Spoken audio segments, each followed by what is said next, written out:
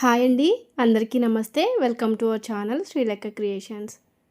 ఈరోజు ఇంట్లో ఉన్న తక్కువ ఇంగ్రీడియంట్స్తోనే వెజిటేబుల్ పులావ్ ఎలా చేసుకోవాలో ఎంతో ఈజీగా అలాగే టేస్టీగా చేసుకోవడం చూపిస్తున్నాను. మీరు పర్ఫెక్ట్గా నేను చేసి చూపించినట్లుగానే మీరు కూడా ట్రై చేశారంటే అదే రుచిని మీరు కూడా ఆస్వాదించవచ్చు. చూస్తున్నారు కదా, ఎంత యమ్మీ యమ్మీ ఉందో, చూస్తుంటేనే తినాలనిపిస్తుంది కదా. మరి ఇంకెందుకు ఆలస్యం, వీడియో పూర్తిగా చూసేసి ఖచ్చితంగా మీరు ట్రై చేయండి. రెసిపీని ఎలా కుదిరిందో నాతో షేర్ చేసుకోండి కామెంట్ సెక్షన్లో. నేను ఇక్కడ బుజ్జి బుజ్జి వంకాయలను కూడా వేశాను చూడండి, ఎంత క్యూట్గా ఉన్నాయి అసలు వంకాయలు. నోట్లో పెట్టుకుంటే కరిగిపోతాయి, అలాంటి వంకాయలు తీసి వేశాను. చాలా సాఫ్ట్గా అయితే ఉడికిపోయాయి. మరి మీకు కూడా నోరు ఊరుతుందని నాకు అర్థమైపోయింది. మరి అయితే వీడియోలోకి వెళ్ళిపోదాం. వెజిటేబుల్ పులావ్కి కావాల్సిన ఇంగ్రీడియంట్స్: ఒక ఉల్లిపాయ, ఇదిగోండి సన్న ముక్కలుగా కట్ చేసి పెట్టుకున్నాను ఈ విధంగా. ఒక 4-5 పచ్చిమిర్చి, 3 టమాటాలు, పెద్ద టమాటాలు అండి, ఈ సైజులో కట్ చేసి పెట్టుకోవాలి. ఒక క్యారెట్, ఒక గుప్పెడు పుదీనా, గుప్పెడు కొరియాండర్ లీవ్స్, కొత్తిమీర అండి, ఒక రెమ్మ కరివేపాకు. ఇదిగోండి ఇక్కడ చూడండి, బంగాళదుంపలు ఈ సైజులో ఉండాలి. ఇలా ఉంటే ఉడికినప్పుడు స్మాష్ అయిపోకుండా ఉంటాయి. కావాలనుకుంటే ఇంకొంచెం పెద్ద ముక్కలుగా కట్ చేసినా పర్లేదు, చిన్న ముక్కలుగా మాత్రం కట్ చేయకూడదు. ఇదిగోండి ఇంకా వంకాయలు చూస్తున్నారా, చాలా లేత వంకాయలు. ఇలా గుత్తి వంకాయలాగా మనం కట్ చేసి పెట్టుకోవాలి. ఇవి గుత్తి వంకాయలండి, ఇంట్లో ఉన్న వాటిని కట్ చేసి ఇక్కడ నేను వంటకైతే ప్రిపేర్ చేస్తున్నాను. కొంచెం జీడిపప్పు అలాగే బాదం పప్పు కడిగి పక్కన పెట్టాను.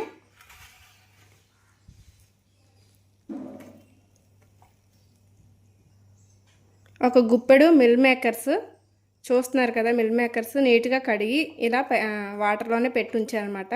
మనము వంట చేసేటప్పుడు వాటర్ అంతా పిండేసి వేసుకుందాము. ఇంకా నెయ్యి, ఇదిగోండి నెయ్యి, ఇంట్లో తయారు చేసిన నెయ్యి ఇది కూడా. ఇంకా గరం మసాలాలన్నీ అయితే చూపించట్లేదండి, ఇప్పుడు నేను వంట చేసేటప్పుడు చూపిస్తాను. గరం మసాలా అలాగే ఆయిల్, హాల్ గరం మసాలాలండి, నానబెట్టిన రైసు, అలాగే తగినంత వాటర్ కూడా తీసుకున్నాను. నేను 1 గ్లాసు రైస్కి 2 గ్లాసుల వాటర్ని అయితే తీసుకున్నాను. ఇప్పుడు తయారు చేసే విధానం చూపిస్తాను.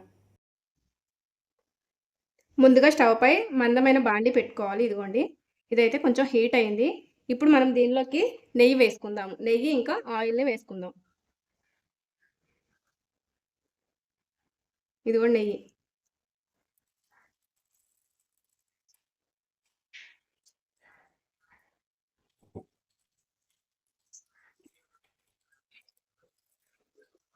కొంచెం ఆయిల్ కూడా వేసుకుంటున్నాను.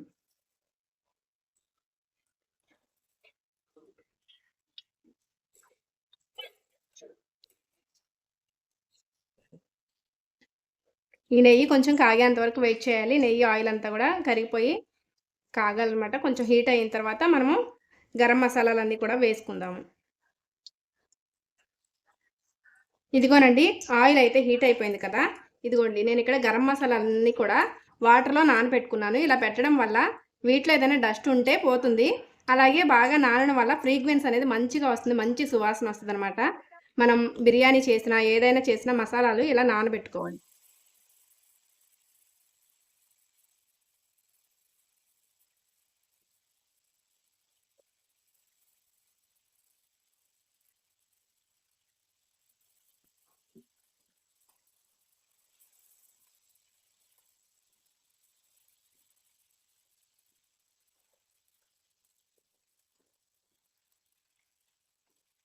ఇదిగోండి దీనిలో ఉన్న వాటర్ అంతా కూడా పోయింది కదా, చిట్పట అంతా తగ్గింది కదా.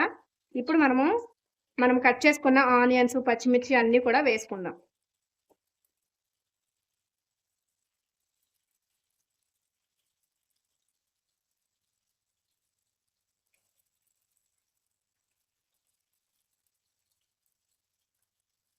పచ్చిమిరపకాయలు చూడండి నేను ఇలాగ ఘాటు పెట్టుకున్నాను.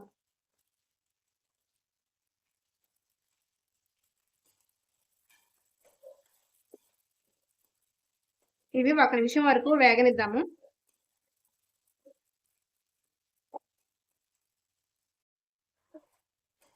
ఇదిగోండి ఈ విధంగా లైట్‌గా వేగిన తర్వాత మనం అల్లం వెల్లుల్లి పేస్ట్ వేసుకోవాలి.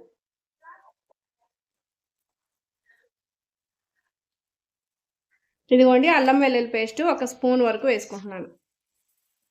ఇది పచ్చివాసన పోయేంత వరకు వేయించుకోవాలి.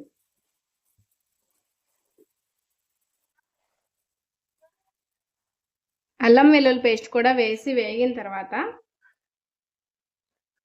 కొద్దిగా సాల్ట్ వేసుకుంటున్నాను. ఒక స్పూన్ వేసుకుంటున్నాను. ఒక పావు టీ స్పూన్ పసుపు.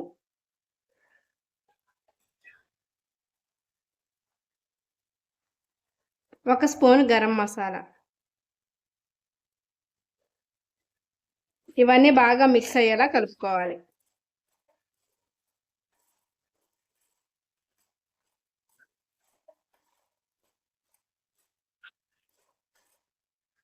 ఈ విధంగా మసాలాలు కూడా బాగా వేగిన తర్వాత మనం ఇప్పుడు దీంట్లోకి ముందుగా కడిగి పక్కన పెట్టుకున్నాం కదండీ జీడిపప్పు అలాగే బాదం పప్పు. నేను బాదం పప్పుకి పొట్టు తీసేసాను చూడండి ఒకసారి. ఇదిగోండి పొట్టు తీసేసాను.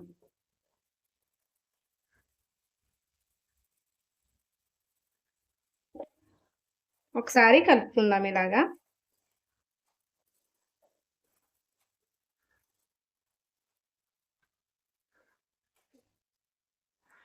ఇదే టైంలో ముందుగా మనము కట్ చేసి పెట్టుకున్నాం కదండీ వంకాయలు. ఈ వంకాయలన్నీ కూడా వేసేసుకోవాలి. కడిగి పక్కన పెట్టిన కరివేపాకును కూడా వేసుకున్నాను.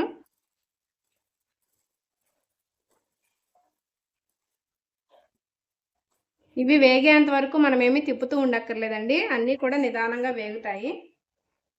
కొంచెం కొరియాండర్ లీవ్స్ గార్నిష్ కోసం కొంచెం ఉంచుతున్నాను.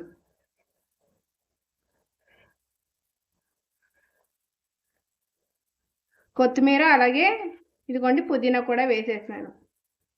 నేను ముందుగా కొరియాండర్ లీవ్స్ అని చెప్పాను. అది పుదీనా, ఇది కొత్తిమీర ఇదిగోండి.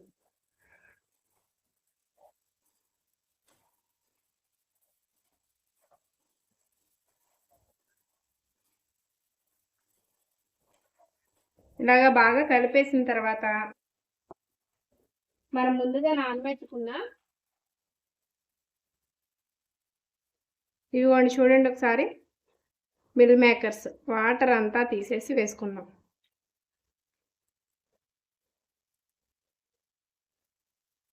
నిదానంగా మనము వాటర్ పిండుకోవాలి, లేదంటే ఇవి స్మాష్ అయిపోతాయి.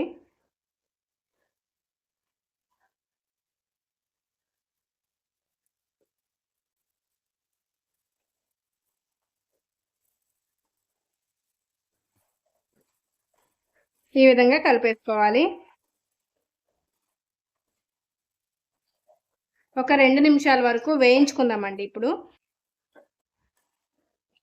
ఇదిగోండి ఈ విధంగా 2 నిమిషాలు వేయించిన తర్వాత ఇక్కడ చూడండి అడుగు పట్టేస్తుంది కదా, అడుగు పట్టకుండా చూసుకోవాలి మనం.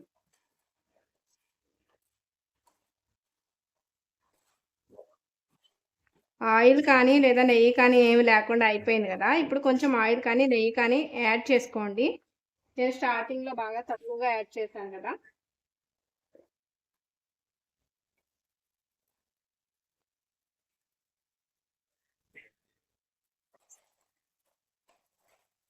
ఇప్పుడు దీనిలో మనం ముందుగా కట్ చేసి పెట్టుకున్న కూరగాయలను వేసుకుందాం. ముందుగా క్యారెట్ ముక్కలు వేస్తున్నాను. తర్వాత బంగాళదుంపలు, ఇంకోండి టొమాటో కూడా మొత్తం వేసేస్తున్నాను. నేను కొంచెము గార్నిష్ కోసం ఉంచాను.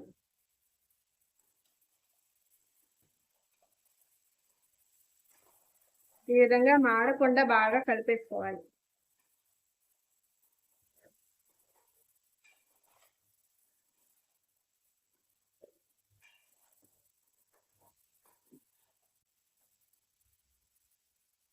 ఒక 5 నిమిషాల వరకు మూత పెట్టేద్దామండి.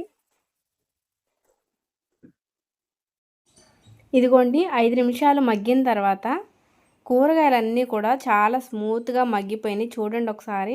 టొమాటో కానివ్వండి, బంగాళదుంప కానివ్వండి, ప్రతిదీ కూడా బాగా మగ్గిపోయాయి. నేను కూరగాయలు వేసే టైంలో మీ దగ్గర బీన్స్ ఇంకా వేరే రకాల కూరగాయలు ఏమైనా ఉన్నా కూడా వేసుకోవచ్చు. మీకు నచ్చిన కూరగాయలని ఎంతో టేస్టీగా ఉంటుంది. ప్రజెంట్ ఇప్పుడు నా దగ్గర ఏవైతే ఉన్నాయో వాటితోనే నేను వేసి చేశాను అనమాట. ఇంక ఇలా మగ్గిపోయినాయి కాబట్టి వాటర్ని వేసేసుకుంటున్నాను. రైస్కి తగ్గ వాటర్ ముందుగానే కొలిచి పక్కన పెట్టుకున్నాం కదండి, ఆ వాటర్ అంతా వేసేసుకోవాలి. ఇలా వాటర్ వేసి ఒకసారి బాగా కలుపుకున్న తర్వాత ఇప్పుడు ఈ టైంలో మనం ఉప్పు చూసుకొని కొంచెం ఉప్పు కావాలంటే యాడ్ చేసుకోవచ్చు. చూస్తున్నారు కదా, ఇలా నేను ఉప్పు సరిపోయిందో లేదో చూసుకొని ఉప్పుని అడ్జస్ట్ చేసుకుంటాను. ఒకవేళ ఇదే టైంలో మీకు కనుక ఉప్పు ఎక్కువైంది అనిపించింది అనుకోండి, ఇంకొంచెం వాటర్ వేసుకొని కొంచెం బియ్యం కలుపుకుంటే సరిపోతుంది. లేదంటే ఇంకా ఎక్స్ట్రా ఏమైనా కూరగాయలు కూడా యాడ్ చేసుకోవచ్చు. ఇంకా ఇది ఒక పొంగు వచ్చేంత వరకు మరిగించుకుంటున్నాను. ఇదిగోండి, ఈ విధంగా మరగాలన్నమాట. ఇలా వాటర్ బాగా మరిగిన తర్వాత దీనిలోకి మనం ముందుగా కడిగి పక్కన పెట్టుకున్నాం కదండి, రైస్ నానబెట్టుకున్నాం కదా, ఆ రైస్ అంతా కూడా వాటర్ లేకుండా దీనిలోకి వేసుకోవాలి. ఇదిగోండి, ఇలాంటి హోల్స్ ఉన్న గట్టితో తీసినట్లయితే వాటర్ లేకుండా వస్తాయి. ఈ విధంగా బియ్యాన్ని యాడ్ చేసిన తర్వాత ఒకసారి గరిటె పెట్టి బాగా కలుపుకొని దీనిలో మనము ఇందాక మిగిల్చుకున్నాం కదండి కొరియాండర్ లీవ్స్ అలాగే పుదీనా, అదంతా కూడా పైన స్ప్రెడ్ చేసేసుకోండి ఇలాగా. ఇప్పుడు మూత పెట్టేసి సిమ్లో పెట్టి ఒక 10 నిమిషాలు ఉడికించామంటే మనకి వెజిటేబుల్ పులావ్ రెడీ అయిపోతుంది. చూస్తున్నారు కదా, ఎంతో ఈజీగా అలాగే టేస్టీగా వెజిటేబుల్ పులావ్ ఎలా చేయాలో నేర్చేసుకున్నారా? మరి ఇంకెందుకు ఆలస్యం, మీరు కూడా ఇంట్లో ట్రై చేసి నేను చెప్పినట్లుగా ట్రై చేయండి. మంచి టేస్ట్ని అయితే ఆస్వాదిస్తారు. దీనిలోకి పెరుగు చట్నీ వేసుకొని తిన్నా సరిపోతుంది. చికెన్ మటన్ లేకపోయినా మామూలుగా గ్రేవీ కర్రీ కానివ్వండి, లేదంటే గోంగూర గ్రేవీ కర్రీ చేసుకొని తిన్నా కూడా ఆహా ఏమి రుచి అనరామై మరచి అంటూ లొట్టలు వేసుకుంటూ తింటారండి. మరి మీ అందరికీ నా వీడియో నచ్చింది కదా. వీడియో నచ్చినట్లయితే లైక్ చేసి, షేర్ చేసి, సబ్స్క్రైబ్ చేసి నా ఛానల్ని సపోర్ట్ చేయండి. మరిన్ని మంచి వీడియోస్తో నేను మీ ముందుకు వచ్చేస్తాను. అందరికీ బాయ్.